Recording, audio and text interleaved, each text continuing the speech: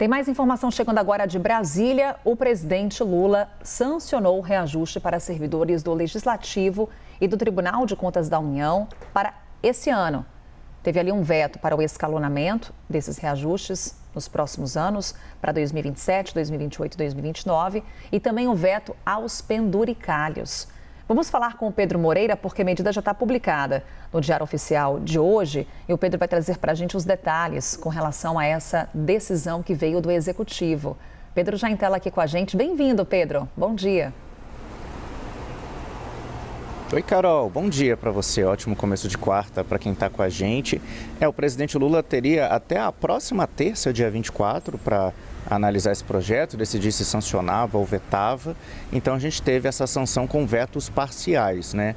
O presidente aprovou a maior parte, então, da reestruturação das carreiras dos servidores da Câmara, do Senado e também do Tribunal de Contas da União, que tinha sido aprovado no mesmo dia 3, aquele dia que houve muita crítica à aprovação pela Câmara, né, de penduricalhos que poderiam permitir que servidores do Congresso recebessem acima do teto constitucional de R$ 46.300.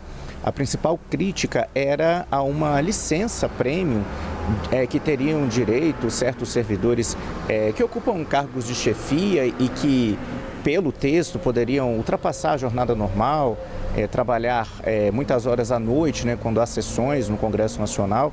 Para esse grupo de servidores, eles poderiam, a cada 3 dias trabalhados, receber um dia de folga, um dia de compensação, limitados a 10 dias por mês. E esse dia de folga, essas folgas poderiam ser recebidas em forma de dinheiro, né, como se o servidor vendesse esses dias de folga para a administração do Congresso. E esse benefício, né, esse valor recebido de dinheiro, não entraria no teto, seria considerado verba indenizatória e, pelos cálculos dos próprios técnicos do Congresso Nacional, em alguns casos, alguns servidores poderiam receber até R$ 77 mil por mês. Então, essa licença foi vetada pelo presidente Lula. Agora, permaneceram, por exemplo, a gratificação por desempenho, que pode variar de 40% a 100% do salário base do servidor, só que nesse caso vai ficar limitado ao teto. Se a gratificação ultrapassar o teto, vai haver o corte de acordo com o teto de R$ 46 mil, R$ 46.300. E também foi aprovado o reajuste salarial. No caso da Câmara, para algumas carreiras, reajuste de 8% e para outras, reajuste de 9,25%. Para o Senado é que houve o veto desse escalonamento, Carol, porque o reajuste dos servidores do Senado seria distribuído, começaria este ano e seria pago gradualmente até 2029.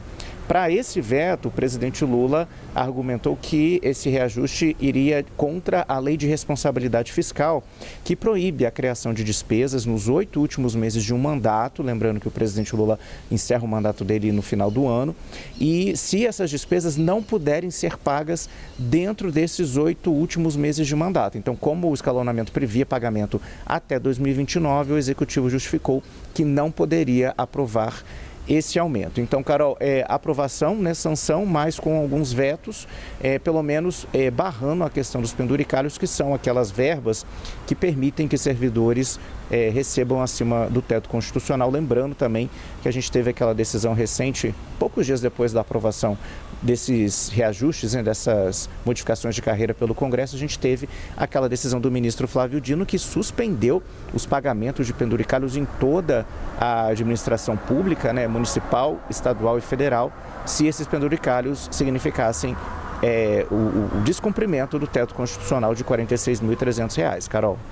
Observar com detalhes essa decisão, portanto, do Executivo, as justificativas também apresentadas.